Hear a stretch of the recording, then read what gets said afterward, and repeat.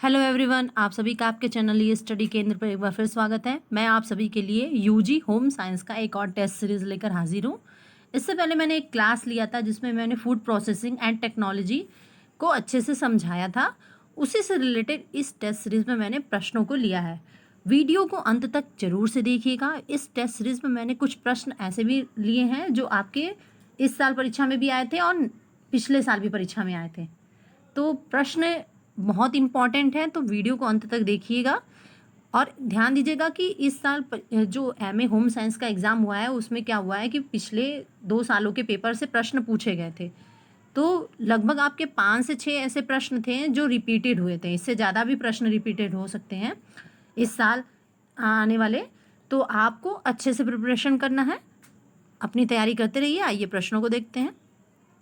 प्रश्न है कि खाद्य विज्ञान के सिद्धांतों का उपयोग करते हुए खाद्य सामग्री के चुनाव, संरक्षण, प्रसंस्करण, डिब्बाबंदी, किदवान, उपभोग की तकनीकी को सम्मिलित रूप से कहते हैं। क्या कहते हैं? शोध, अनुसंधान, अभियांत्रिकी या फिर खाद्य प्रौद्योगिकी।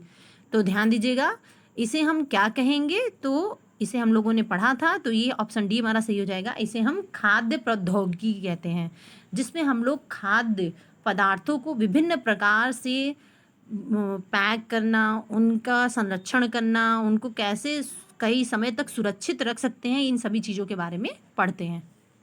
आइए नेक्स्ट प्रश्न देखते हैं।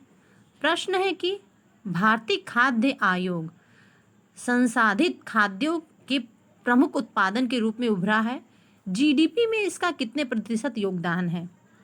तो ध्यान दीजिएगा कि जो भारतीय खाद्य आयोग है इसका प्रमुख उत्पादन के रूप में उभरा है और जीडीपी में इसका कितने प्रतिशत योगदान है? तो ध्यान दीजिएगा, जीडीपी का मतलब क्या होता है? Gross domestic production. तो यहाँ पे हमारा जो है 6% सही हो जाएगा। आइए नेक्स्ट प्रश्न देखते हैं। प्रश्न है कि FSSAI यानी फसाई ने निम्न में से किस खाद्य पदार्थों के सुदृढ़ीकरण के लिए मानक निर्धारित किए हैं? नमक, गेहूं का आटा, दूध व तेल या उपयुक्त सभी? तो ध्यान दीजिएगा, जो फसाई है इसने सभी खाद्य पदार्थ, यहाँ पे नमक भी हो जाएगा, गेहूं का आटा भी, दूध व तेल और जितने भी उपयुक्त इसमें खाद्य पदार्थ दिया है ये सभी इसमें सम्मिलित हो जाएगा। तो यहाँ पे हमारा ऑप्शन नंबर डी सही हो जाएगा। आइए ध्यान दीजिए, तो ये जो फसाई है इसका फुल फॉर्म क्या होता है? तो भारतीय खाद्य सुरक्षा मानक प्राधिकरण, यानी इंग्लिश में food safety and standards authority of India. ध्यान दीजिएगा, इसकी स्थापना कब की गई थी? तो ये की गई थी 2006 में। इसको भी याद रखिएगा, ये भी एग्जाम में आपसे पूछ सकता है। और ये जो है ये मुख्य रूप से खाद्य सुरक्षा को ध्यान में रखकर इसकी शुद्धता और मानक को बनाए रखने के लिए ये संस्था की स्थापना की गई थी। आइए नेक्स्ट प्रश्न देखते हैं। प्रश्न है कि निकोलस एपार्ट द्वारा खाद्य पदार्थों को डिब्बा में बंद करने की प्रक्रिया को किस वर्ष विकसित किया गया? 1805, 1810, 1812 या 1815?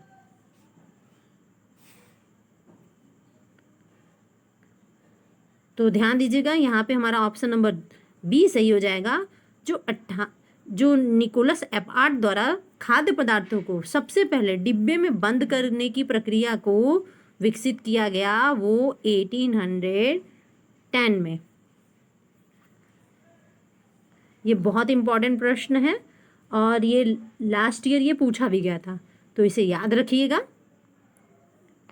वीडियो अच्छा लग रहा हो तो लाइक ज़रूर से करिएगा और हमें कमेंट करके बताइएगा कि आपको मेरे पढ़ाने का तरीका कैसा लगता है। और हमारे जो प्रीवियस वीडियो मैंने अपलोड किए हैं उन्हें भी आप प्लेलिस्ट से जाकर ज़रूर से देखिएगा। आइए नेक्स्ट प्रश्न देखते हैं। प्रश्न है कि लुई पाश्चर द्वारा अंगूरी शराब को प्रसंस्कृत करने के लिए प्रयास किस वर्ष किया गया? 1860 में, 1862 में, 1864 में या 1866 में? तो ध्यान दीजिएगा, यहाँ पे हमारा ऑप्शन नंबर सी सही हो जाएगा। 1864 हो जाएगा इसका आंसर, कि लुई पाश्चर द्वारा जो अंगूरी शराब को प्रसंस्कृत करने के लिए प्रयास किया गया, कब? तो 1864 में। आइए नेक्स्ट प्रश्न देखते हैं। प्रश्न है कि अविकार्य पदार्थ में शामिल है। अविकार्य पदार्थ में हम किन्हें शामिल करेंगे? चावल, गेहूं, दालें, तिलहन या उपयुक्त सभी? तो ध्यान दीजिएगा, जो अविकार्य पदार्थ होते हैं उनमें हम चावल और गेहूं को भी शामिल करते हैं, दालें भी शामिल होती हैं, तिलहन भी शामिल होते हैं। तो यहाँ पे हमारा ऑप्शन नंबर डी सही हो जाएगा, उपयुक्त सभी को अविकार्य पदार्थों में शामिल किया जाता है। नेक्स्ट प्रश्न है, सूचना जैविक वृद्धि को प्रभावित करने वाला प्रमुख कारक है। सूचना जैविक वृद्धि को प्रभावित करने वाला प्रमुख कारक कौन है? पोषक पदार्थ की उपलब्धता, नमी, पीएच, ऑक्सीजन स्तर, प्रतिजैविक की उपस्थिति या अनुपस्थिति या उपयुक्त सभी? तो ध्यान दीजिएगा, जो सूचना जैविक वृद्धि को प्रभावित करने वाले प्रमुख कारक होते हैं, इसमें पोषक पदार्थों की उपलब्धता भी सम्मिलित की जाएगी। साथ ही साथ जो नमी होता है, मॉइस्चराइजेशन, वो भी शामिल होगा। और पीएच आप लोग को पता होगा, अम्लीय और क्षारीय, जो 7 से ऊपर होगा और कम होता है तो अम्ल और क्षार का पता करते हैं वो। और फिर ऑक्सीजन का जो स्तर होता है वो, ये भी, इन सभी को भी शामिल किया जाता है कारकों में। और साथ ही साथ प्रतिजैविक की उपस्थिति या अनुपस्थिति, ये तीनों आएंगे। तो यहाँ पे भी ऑप्शन नंबर डी सही हो जाएगा, उपयुक्त सभी कारक प्रभावित करते हैं। आइए नेक्स्ट प्रश्न देखते हैं। प्रश्न है कि भोजन के बिगड़ने या नष्ट होने के लिए निम्न में से कौन से कारक उत्तरदायी हैं? पीड़क, कीड़ों का आक्रमण, संसाधन भंडारण के लिए उपयुक्त ताप, ऑक्सीजन और नमी का अत्यधिक प्रभाव या उपयुक्त सभी? तो ध्यान दीजिएगा कि भोजन के बिगड़ने या नष्ट होने के लिए जो कारक होते हैं, इसमें कीड़ों का आक्रमण भी उत्तरदायी होता है। ध्यान दीजिए कि जैसे कि आप पका हुआ भोजन रखते हैं तो उसमें फफूंद लग जाता है, और जो कच्चा अनाज है उसे भी आप बहुत दिनों तक सुरक्षित रखना चाहें तो उसमें भी आप देखते हैं बहुत सारे कीड़े पड़ जाते हैं, जो उसको धीरे धीरे क्या करते हैं, नष्ट करने लगते हैं। फिर संसाधन भंडारण के लिए उपयुक्त ताप, आपको पता होना चाहिए कि आप अनाजों का भंडारण भी एक निश्चित ताप पर ही कर सकते हैं, उससे थोड़ा बहुत ऊपर नीचे हो सकता है। बहुत ज़्यादा नमी या फिर बहुत ज़्यादा ठंडी भी क्या करती है, भोजन को, अनाजों को बिगाड़ने का काम करती है। फिर ऑक्सीजन और नमी का अत्यधिक प्रभाव, बहुत ज़्यादा नमी जो होती है वो भी क्या करती है, खाद्य पदार्थों को पर प्रभाव डालती है। तो यहाँ पे ऑप्शन नंबर डी सही हो जाएगा, उपयुक्त सभी। नेक्स्ट प्रश्न देखिए। प्रश्न है कि विकार्य पदार्थ कितने दिन में खराब होते हैं? 1 से 2 दिन में, 4 से 5 दिन में, 5 से 6 दिन में या 7 दिन में? तो ध्यान दीजिएगा, जो विकार्य पदार्थ होते हैं ये ऑप्शन ए हमारा सही हो जाएगा, 1 से 2 दिन में खराब हो जाते हैं। ध्यान दीजिएगा कि तो विकार्य पदार्थ में हम उन खाद्य पदार्थों को शामिल करते हैं जो शीघ्र ही क्या हो जाते हैं, खराब हो जाते हैं, नष्ट हो जाते हैं। आइए नेक्स्ट प्रश्न देखते हैं।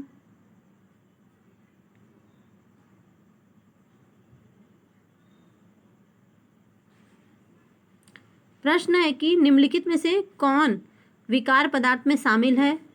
मछली, मांस, दूध, दही या उपयुक्त सभी? तो ध्यान दीजिएगा, जो विकार्य पदार्थ है उसमें मछली भी शामिल की जाएगी, मांस भी, दूध, दही भी, और तो यहाँ पे ऑप्शन नंबर डी सही हो जाएगा, उपयुक्त सभी जो है वो क्या है, विकार्य पदार्थ है। आइए नेक्स्ट प्रश्न को देखते हैं। प्रश्न है कि अर्धविकार्य पदार्थ कितने समय तक सही हालत में रहते हैं, 1 से 2 सप्ताह, 2 से 3 सप्ताह, 3 से 4 सप्ताह या इनमें से कोई नहीं।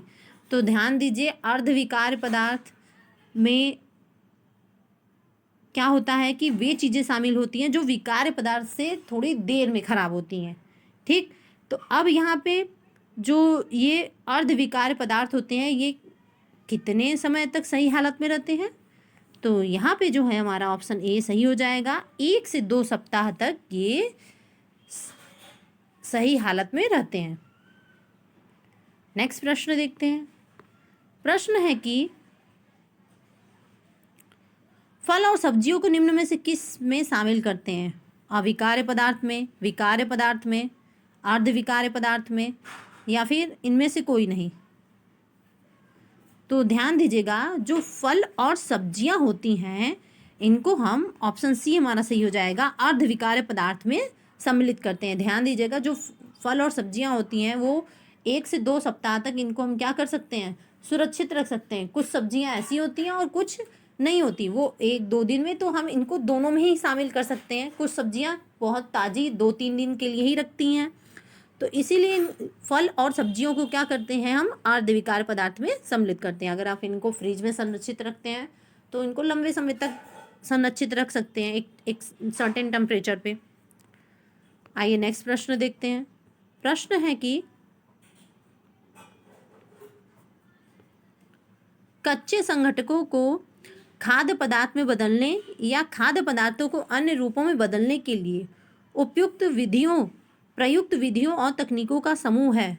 खाद्य सुरक्षा, खाद्य प्रसंस्करण, खाद्य विविधता या उपयुक्त में से कोई नहीं? तो ध्यान दीजिएगा कि कच्चे संघटकों को खाद्य पदार्थ में बदलने या खाद्य पदार्थों को अन्य रूपों में बदलने के लिए प्रयुक्त जो विधियां होती हैं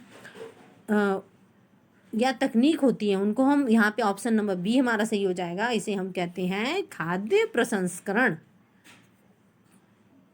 नेक्स्ट प्रश्न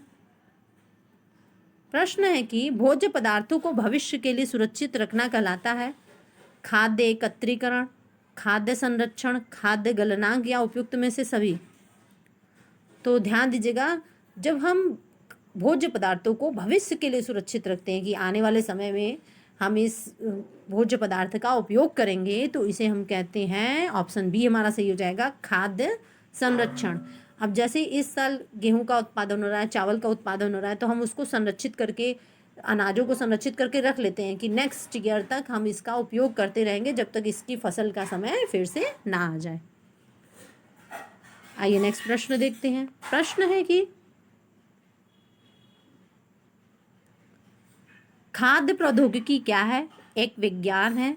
वैज्ञानिकों, अनुप्रयोगों तथा खाद्य उत्पादन के कानूनी नियमों का व्यवहारिक उपयोग है।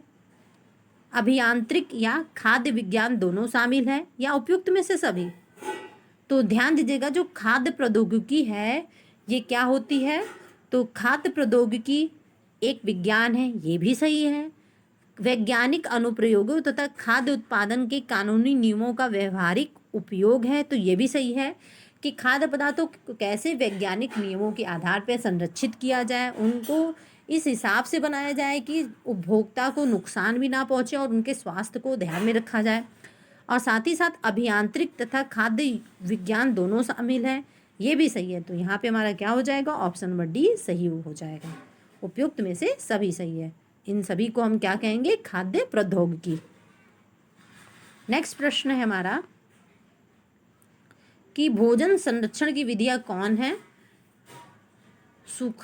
सूखना, निर्जलीकरण, उबालना, रासायनिक पदार्थ का प्रयोग या उपयुक्त सभी?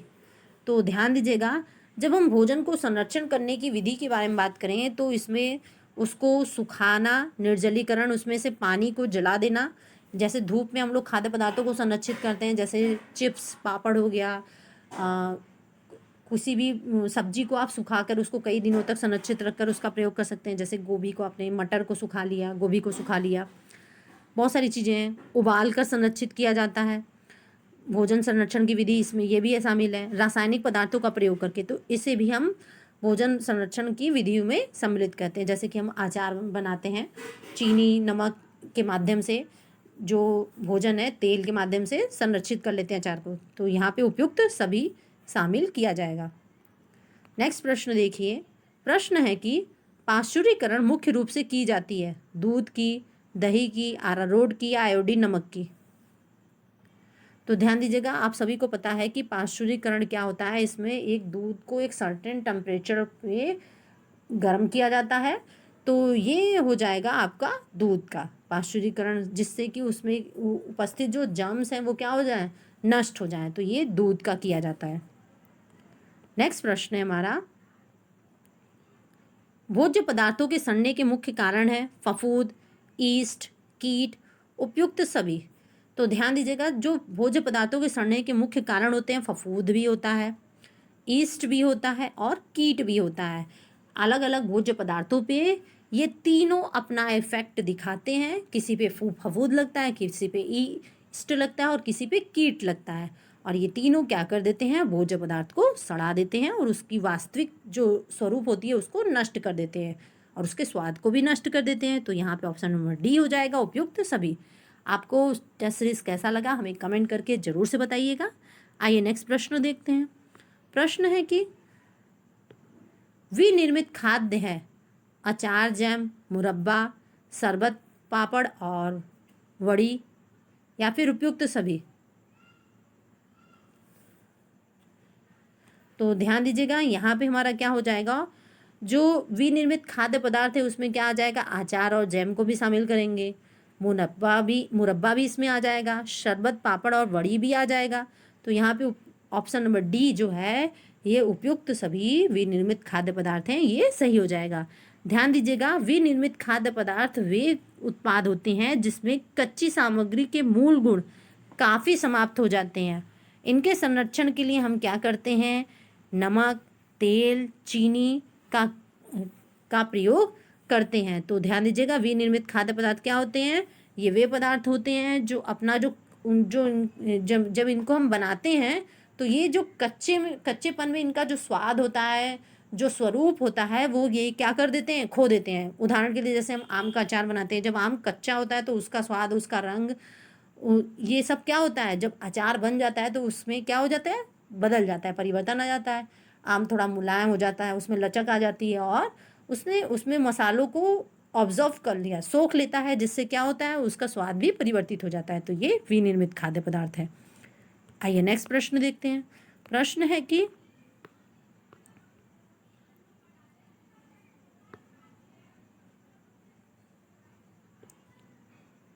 फार्मूलाबद्ध खाद्य पदार्थ क्या है। इस प्रकार के खाद्य पदार्थों का सेल्फ कॉल अपेक्षाकृत अधिक होता है। विभिन्न संघटकों को मिलाकर और संसाधित करके, यहाँ पे संशोधित होगा, करके यह उत्पाद तैयार किए जाते हैं। डबल रोटी, बिस्किट, आइसक्रीम, केक, कुल्फ़ी इसके उदाहरण है या फिर उपयुक्त सभी।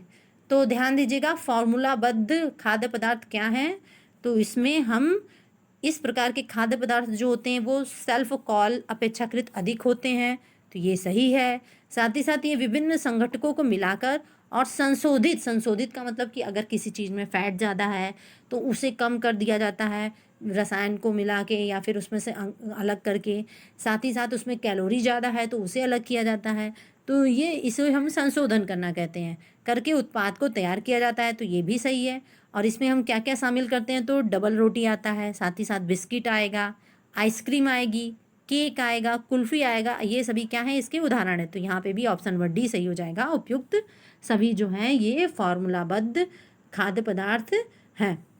ये सभी क्या है, फार्मूलाबद्ध खाद्य पदार्थ की विशेषताएं हैं। तो इन सभी को अभी तक मैंने जितने भी चीज़ें प्रश्नों को आपको इस टेस्ट सीरीज़ के माध्यम से करवाया है, आपको ये याद रखना है।